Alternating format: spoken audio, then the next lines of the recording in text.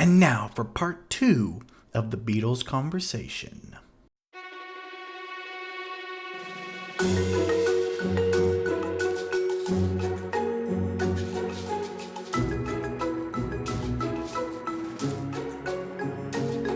Yeah, so there we go.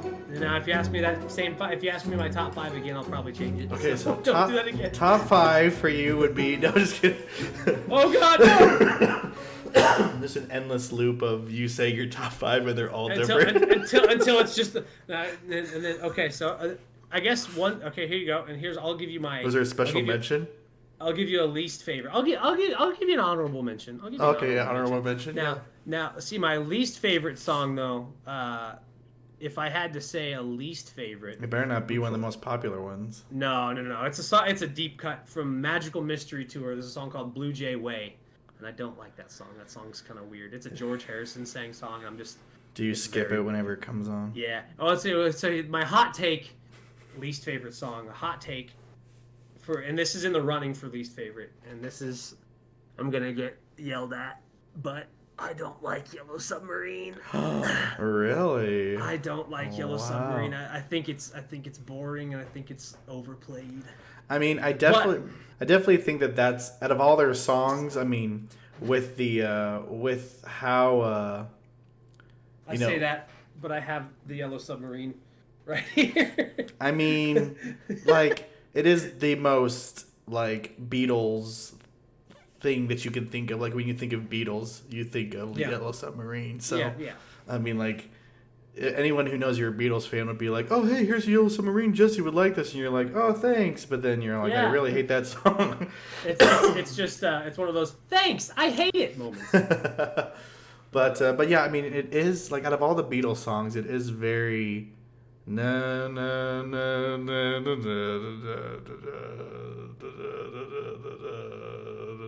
it's the same thing for like 5 minutes. Yeah, and it's that's just. And it's only broken up by like the. Yeah.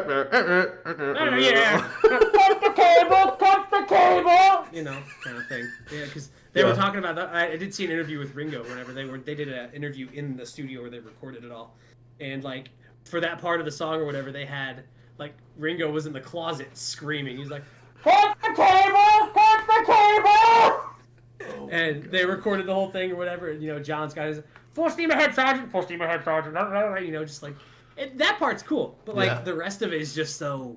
It's like they were all like, "Hey, let's do a song about a submarine, but let's just sing Yellow Submarine the whole time, and then we'll do like fun stuff in it, like, you know, voices and like, you know." Got the bell. They got the dock bell, the ding ding ding. Yeah, like, that's the only reason we did it, and we didn't really want to come up with words for it, but like, you know, we all live in a yellow submarine. There you go. There's the words for it. There you go. And that to this day, there are still people who are like, well, the Yellow Submarine was actually just a cover up because they just didn't want to put the song title because it's about this, and you're like, but it's not. They just wanted to. They just wanted to make noises. They just wanted to write a silly song, bro. Chill. It's like they were VeggieTales before VeggieTales was VeggieTales. It's like how many? I bet you can actually, about every Beatles name title, you can be like, oh, they actually meant it to be like this. So many people. Conspiracy theorists. There's a lot of. I don't know if you know about the conspiracy theory about Paul, but there is like so many people who will like try and piece together, like they'll pull like a word from one song from one album and they're like, well, the 17th word on this album correlates with the 48th line from this one song on this album and it means something. It's you have no life. Please stop. Isn't there a Beatles song that if you play, I mean, they say this about every hardcore band, but like, isn't there like a Beatles song where if you play it backwards it's like satanic or something? So it's not satanic, but if you listen to, but there is songs like that. It's Led Zeppelin that has that song. If you play it back, it sounds like they're singing like "Hail," you know, the devil and stuff like that. Yikes. That's not a fan of me, you know, but like no, but there is like a lot of like because of subliminal messages and stuff. But if you listen to the song "Strawberry Fields Forever," at the very end of the song, when the music fades out and it starts to fade back in, and you hear an ambulance siren, like an old school ambulance siren just going off, And then if you listen very, very, very, very closely, I think it's in your left ear because stereo was a big thing because it had just come out. You know, it's like stereo, and then instead of mono, right? You know, mono is just everything coming out of one speaker. Whereas stereo, it sounds like you're there. You know, and that was revolutionary. But if you listen, I think it's on the left ear or on the left side. I always like whenever I'm in the car and this song comes on, or whatever, I always turn the fade all the way over to the left so I can hear it. But you hear a faint voice say something along the lines of, "I buried Paul." And they go, "You buried Paul? Why'd you bury Paul? Paul's not dead. Or is he?" Dun, dun, dun. Dun, dun, dun. You know, it's just like wild stuff. But there's a lot of people that thought that Paul McCartney died in a car accident in a place called Snowshoe Mountain. And then they got a guy that looked exactly like him to take his place. And it's a big conspiracy theory, and there are people who believe it. And my mom actually wrote one of her papers in high school about this whole ordeal. I mean, it is kind of fishy because, like, it is. He's the only one left alive, right? Is Ringo still alive? Yeah, Ringo's still alive. Oh, okay. I mean, Ringo couldn't keep his mouth shut anyway. Like, if that was actually a thing, like, Lennon's dead, George is dead. Yeah, Paul. Yeah. Well, yeah, he's not really Paul. Just saying. Yeah. So no, but a lot of people don't know that even George Harrison's dead because George Harrison died in 2001, a month after 9/11. So a lot because he died of cancer. But get this, someone tried to kill him 3 months prior. They were waiting in his house in New York, and he got home or whatever, and he went inside, and this guy jumped him and stabbed him. And, you know, he went down or whatever, and George's wife beat him unconscious with an umbrella. Oh my gosh. Yeah. So, I mean, it's sad, but at the same time, it's just kind of one of those things you're just like, what? But, like, yeah. Drama. So, like, that happened, and then this wasn't the wife, by the way, that left him for Eric Clapton. Oh, yeah, different wife. But different wife. Yeah. But you know, there's a lot of conspiracy theories about the whole "I buried Paul" thing, and there's a lot of things about the way. Oh heck, even this album cover. Like if you look, I'm gonna stand up. Don't look at my pants. Man, imagine somebody just skips to this part in the podcast and they just hear, "Don't look at my pants." But it might happen. You never know. Who knows? But you have Lennon right here, right? And then you have Ringo, and then you have Paul, and then you have, let me move my hair, and you have George, right? So this is supposed, like a lot of people think that this is symbolic of a funeral procession. So you have John Lennon, who is Jesus. You have Ringo, who is the funeral director, and then Paul. You can't see it here, but in this picture, Paul is not wearing any shoes. And the thing is they don't bury dead people with shoes on. I don't know. Yeah. So Paul's not wearing any shoes, and then George is supposed to be the Undertaker. So that's how they interpret this album cover.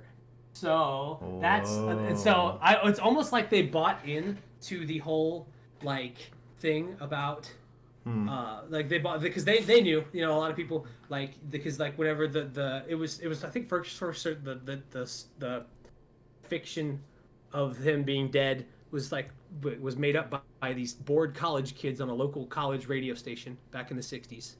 And it spread so fast, though. It spread like wildfire whenever they started talking about it. So, like, it got overseas. I think it was some Ivy League school, like Harvard or Yale or something. But it spread so fast that it got over to London, and they were like, "Is Paul dead? Like, hello? Did we not know something?" And, like, you know, so their manager, Brian Epstein, calls and says, "Paul, are you alive?" Yeah, I think I'm alive. Why? And so there's a whole lot of controversy about that. I think that it's a bunch of hullabaloo, but that's just me. What do I know? I'm just a Beatles fan. I'm all for the speculation, but there's they give nods to it because like the walrus, I Am the Walrus has like subtle hints. Apparently, I don't know. I think it's kind of silly, but you know, if you're a band that big, you're gonna have things like that happen. Yeah. You know. Like for a while, people thought when people. Do you remember like the rumor here like a couple years ago that Adele was dead? Oh yeah. Yeah. See, Adele's died like 6 times. So yeah. I don't know. You know, so that's why it was so hard. Yeah. See, one of the thing is like, so whenever, and this is gonna take a little bit of like a somber turn, but like whenever, like I'm a big like I love Linkin Park, right? Like old Linkin Park was like one of my favorites. But whenever their lead singer, whenever he died, no one confirmed it. There was a reliable source, and so I was like, oh, this is like Adele. You know, Adele's died like 5 times. You know, the joke about Paul being dead. So I'm like, there's no way he's dead.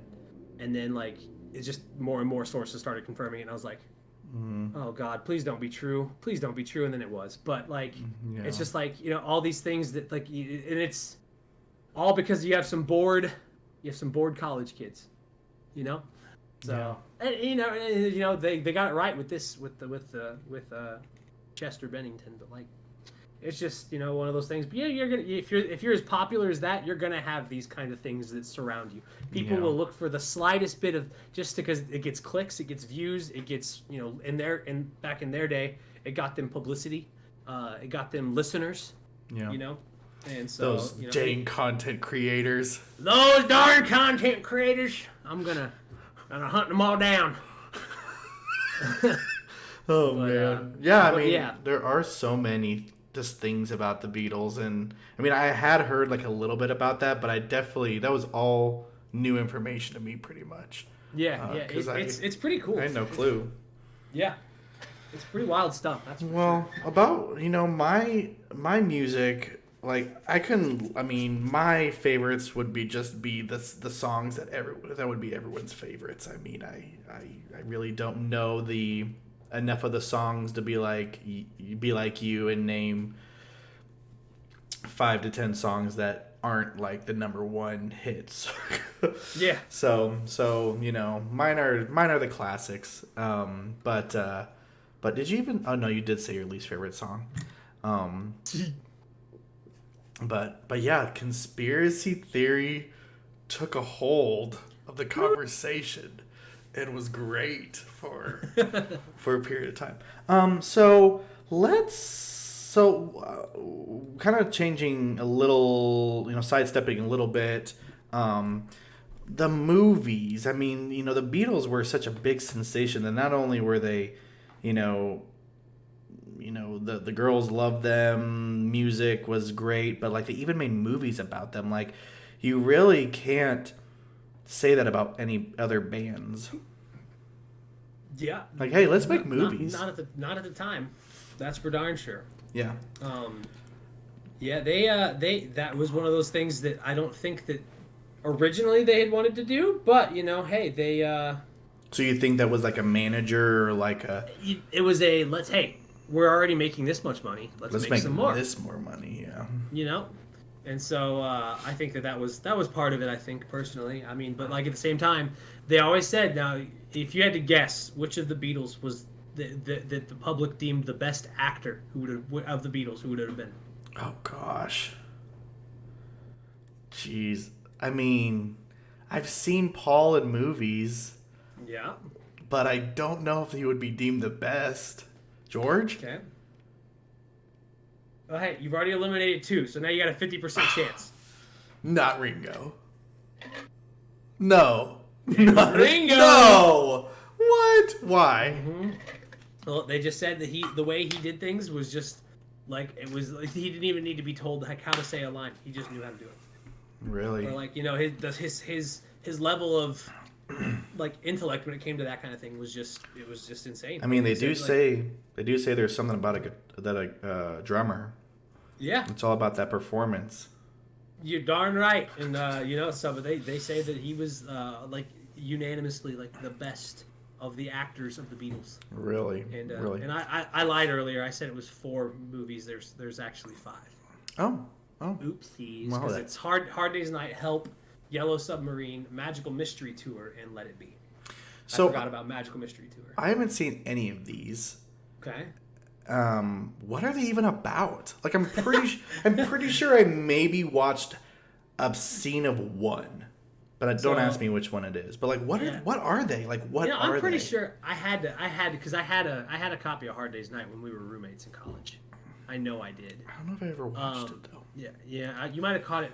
I don't know. Maybe. But Hard Day's Night was just about a life A Day in the Life of the Beatles. It was just kind of silly. Like, it started out like, and it had humor. Like, you know, they're on a train, and you know they're running from all these girls. It starts out and they're running from the girls, right?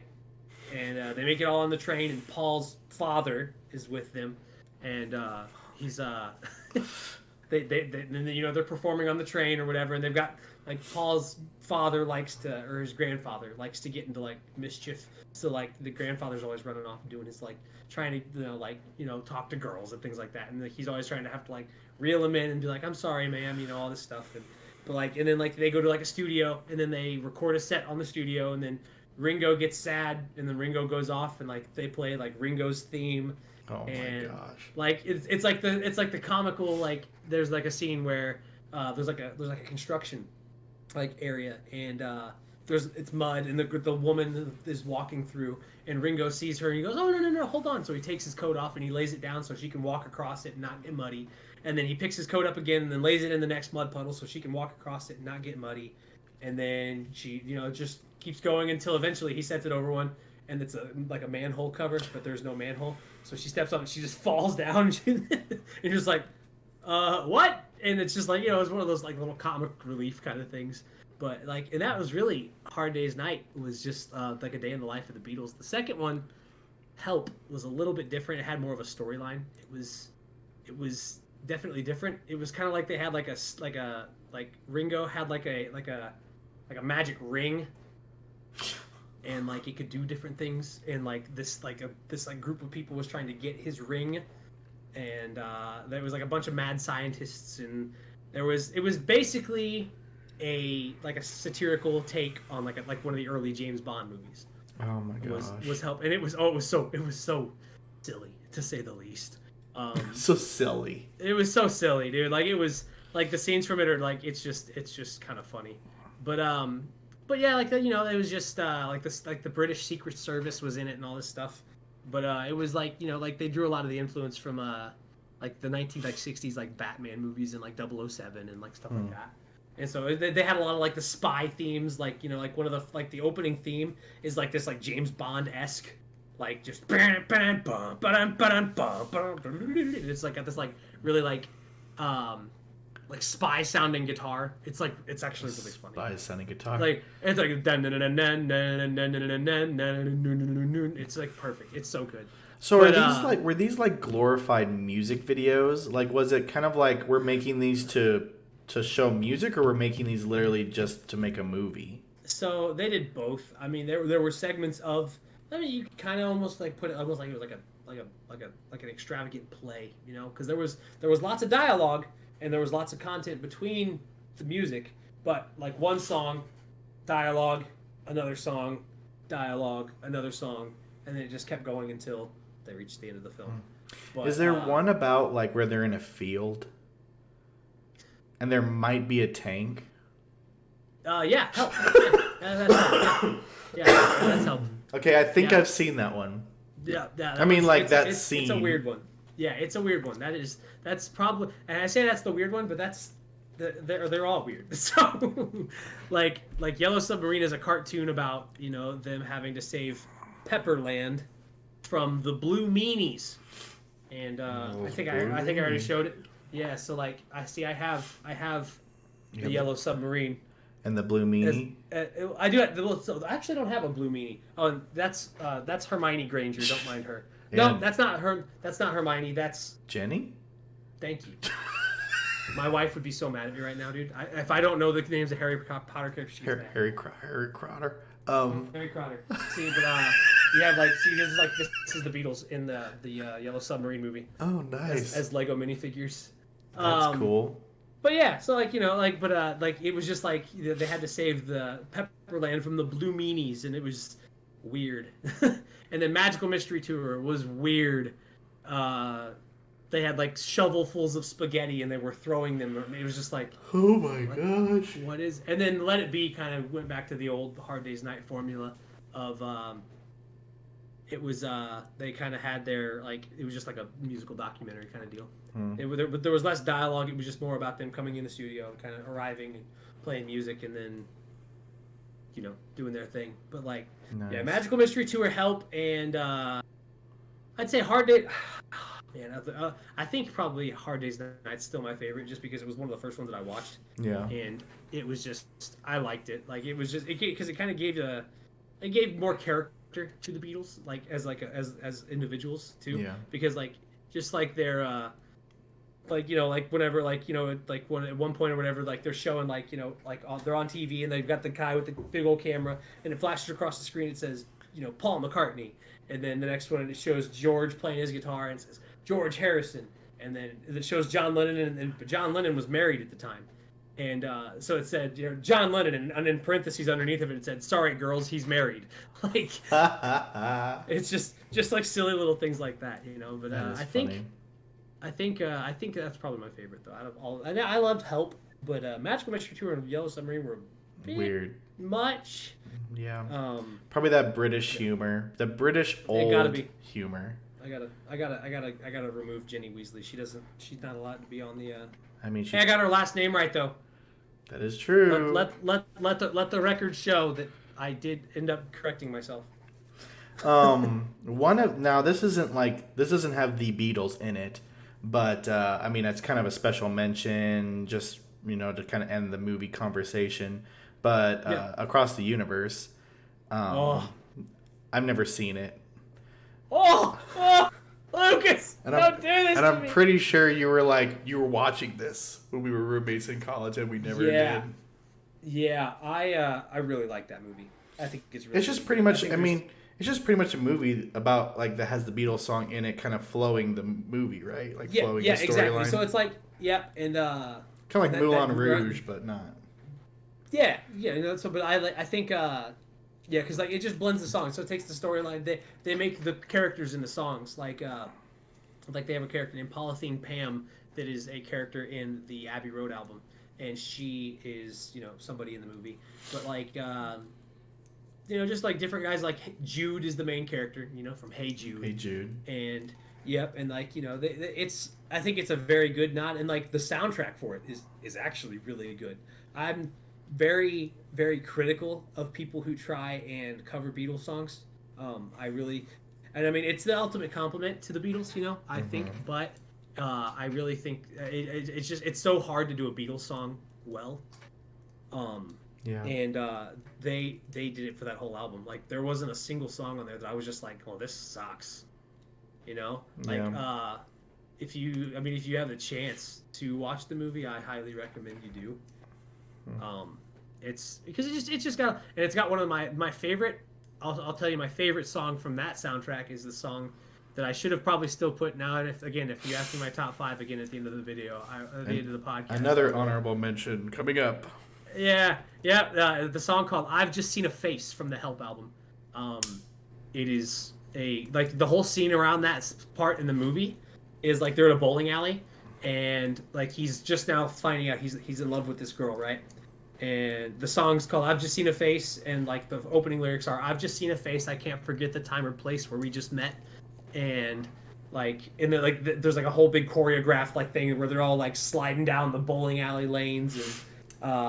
They're jumping over everything, and it's just wild. It's a cool scene. The song cover that they do is really, really good. And I just love that song. That's a good song. There's actually, if you remember the Michael Jesse cover videos from the college days, we actually covered "I've Just Seen a Face." I think I've heard. I've heard that one. So. Yeah. So yeah, it does exist.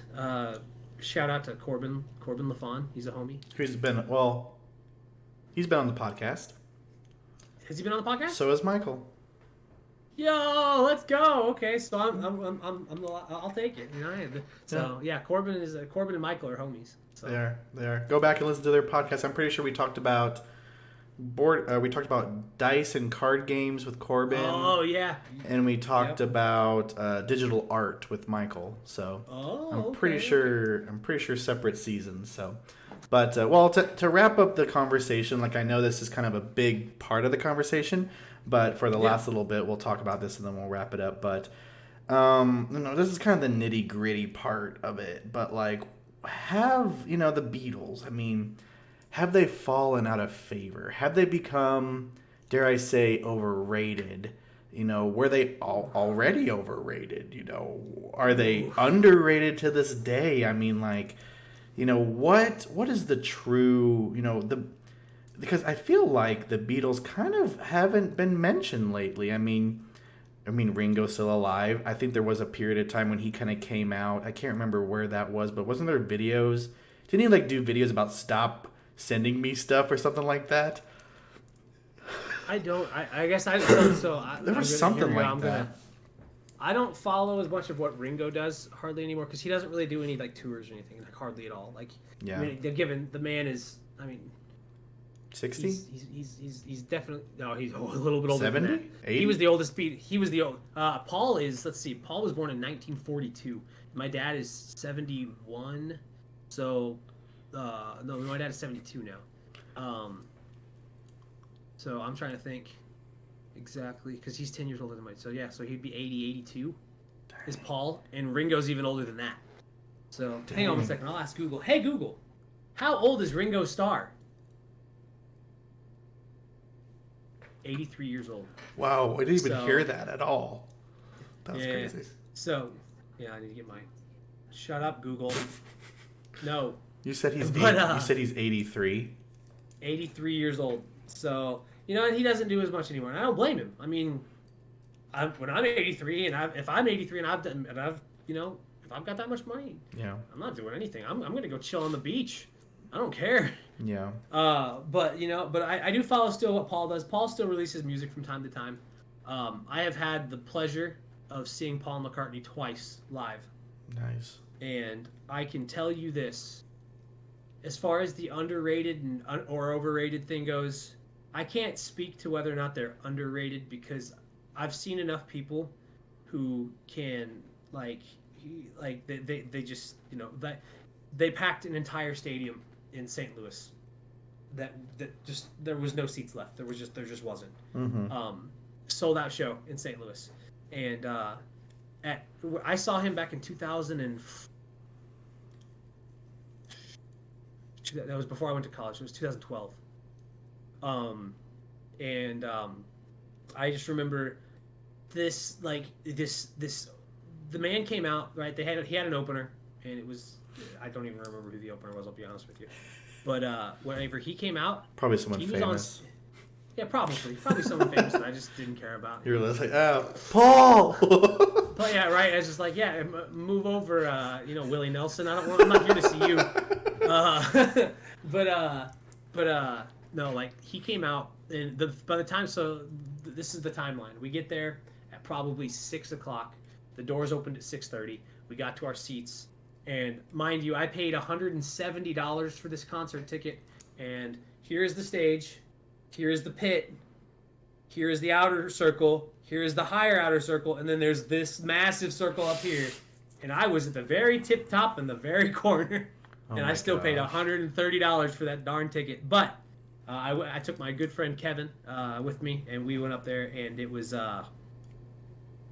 man, from the second he walked on stage with that band that he played with, he played for 3.5 hours, man, at 73 years old. Jeez. Like, that's unheard of. Yeah. Like, no headliner that you pay that much money to go see anymore, like, is gonna play for 3.5 hours. Now, given you could probably stack most people's albums together nowadays, and they're not gonna have 3.5 hours worth of content. Yeah. But like he came out and Paul played a good mix of because he played mainly, I'd say probably 60% of the stuff he played was the Beatles stuff. Mm-hmm. But then he played his solo stuff, and he just kept playing. He played some of John Lennon's songs. He had a whole 15-minute section of his set dedicated to honoring the memory of John Lennon, and then there was a 15-minute section of his set that was dedicated to George Harrison. And it's just. It's just the man at that age, and this is even a show. You can look this up on YouTube.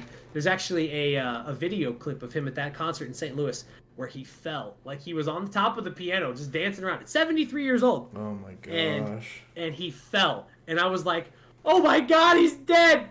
But he got right back up, and he just grabbed his bass and just kept playing. And I was just like, "Oh." But my it was, gosh. but yeah, it was insane. Like that was the first time I saw him. And I saw him a couple of years later in 2015, with a friend from college as well, and we all went down there to Little Rock, Arkansas, was where he played the second time, and the second time he played for 4 hours. Like, Jeez. that was 3 years later, like Yeah. he just so like, and that one was worth, man. I think I paid 100. We had better tickets, we had better seats the second time around, but we paid, I think I paid $140 a ticket that time, but we were down like in the floor area, and it was awesome. But it was just, dude, for 4 hours he serenaded us. And the thing is I think, okay, well, he's probably changed the key of some of the songs to make it easier for him to sing because he's old. Nope, same damn thing, darn thing. But it's the same key for everything. He doesn't change any of the vocals, doesn't change, and the band that he has backing him is arguably the best group of musicians I've ever seen live. Like, they're just phenomenal, and like he's just great, man. So as far as, I don't think they could be. See, I got such a bias, so I don't know that I can say whether or not they're underrated or overrated. I know that in my opinion they're not overrated, but that's mine. Now, here in recent years, yes, they've kind of fallen off in like the public eye, if you will. But if we're being completely honest, and here we go, this is again maybe a biased opinion of mine, but music in the last couple of years really hasn't been that good, anyways.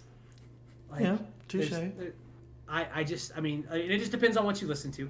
My taste of music is still stuck in the 2000 eras. Like, I still listen to my Reliant K. I still listen to my Green Day. I still listen to my, Fall Out Boy, stuff like that. Anberlin, my poster here. Like, I just, that I was talking to my little sister the other day, and she's just like, I was taking her to a doctor's appointment, and like, I had my phone on shuffle, and she goes, you still listen to this stuff? And I'm like, yeah. She's like, you need to get some new taste in music. And I go, okay. You're like, okay. I'm sorry. I'm sorry that I can't realize. But she's like, this music's like older than me. And I'm like, yes. It's older than me. It is. Well. Yeah, right. And so we'd listen to the Beatles, and that's another one of the cool parts is like I brought the Beatles into the Lanham household again, right? So I have a lot of siblings, and all of my siblings all have the same opinion of the Beatles because I brought them back in, and I kind of pat myself on the back for that one every once in a while because I'm just like, yeah, that's right, I introduced my siblings to good music, but yeah, I don't know if I could speak to them being overrated or underrated. In my opinion, I don't think they're overrated. I think that the world, because the thing is if you talk to musicians in the 70s and you talk to musicians in the 80s and you say, hey, who are some of your influences? You're going to get the common denominator of the Beatles and Elvis Presley. Those are just two people that are going to be. And then now you go back, I mean, heck, just a couple of years ago, Kanye West did a collab with Paul McCartney with Rihanna. Yeah. And I remember seeing all these people, these little kids on Twitter. They were going, man, this Paul McCartney guy, he's so lucky that Kanye gave him a big break that he just made his whole career. And I'm like, I don't want to live in this world anymore. Yeah. like they're just like, oh yeah, Kanye made this man. I'm like, I really hate this place right now. Yeah. But I remember that. Oh my god, dude, it was so dumb. But it's just like, it's just, I mean, but like. You can talk to so many like musicians and you can say, hey, what's some of your favorite music to listen to? And the common denominator is always going to be the Beatles. Like, people can they just get behind them. Now you're going to have obviously one-offs, but like I think that the people that don't like them because they're well liked. Exactly. It's the hipster standpoint, right? Yeah.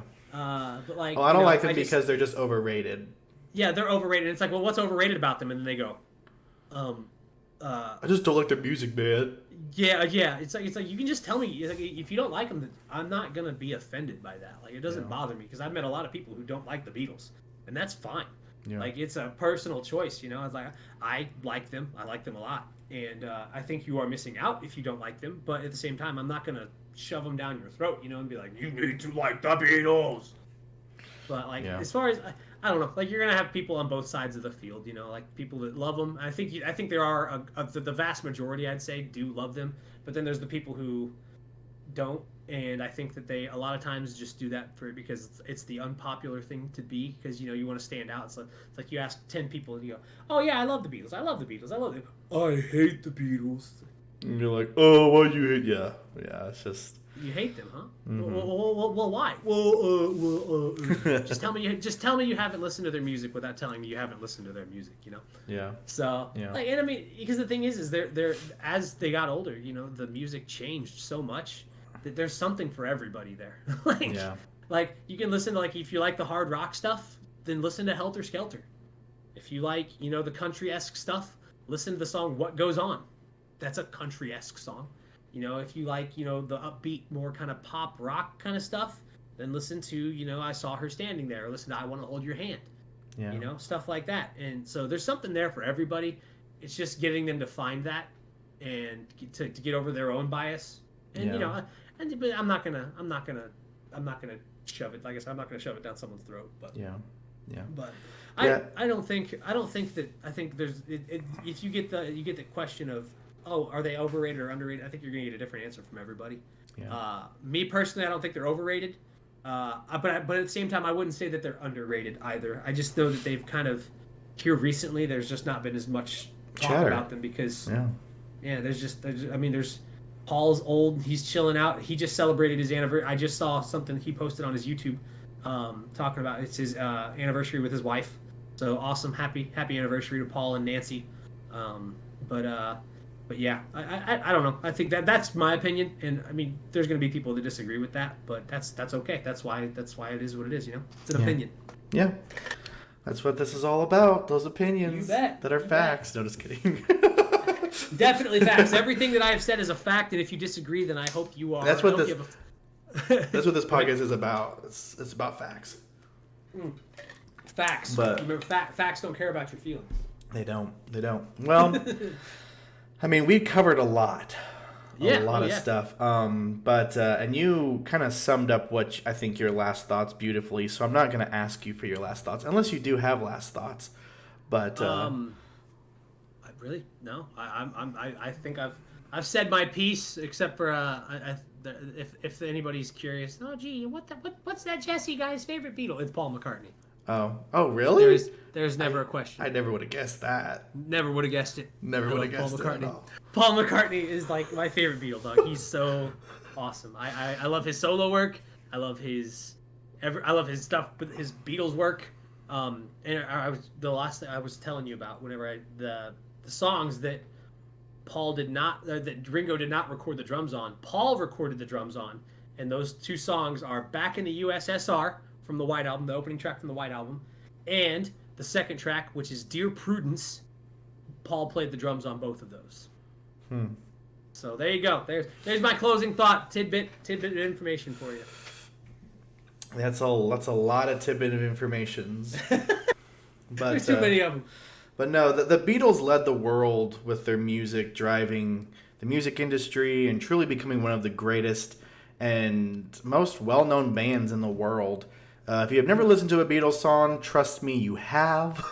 You should go listen to them right now. When I was doing research for this episode, like I said, I was just reminded of how good they really were, just listening to a couple of their songs. So go do it. Go do it. Go listen to the Beatles right now. But thanks for being on the show, Jesse. Really appreciate taking the time doing this. This has been a blast. I have really enjoyed this, and it's been good catching up with you. To everybody else out there, please make sure and subscribe to this guy. He's doing a lot of work, and he's putting in the time and the effort, and it's he puts out good content, guys. So. Well, thank you. I appreciate it. Thanks for taking the time. Anytime. Thanks for having me on. You're welcome. And thank you for listening, you listeners out there. Shows come out every 2 weeks on Thursday.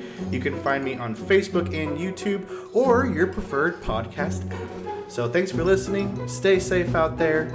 And remember, you don't care.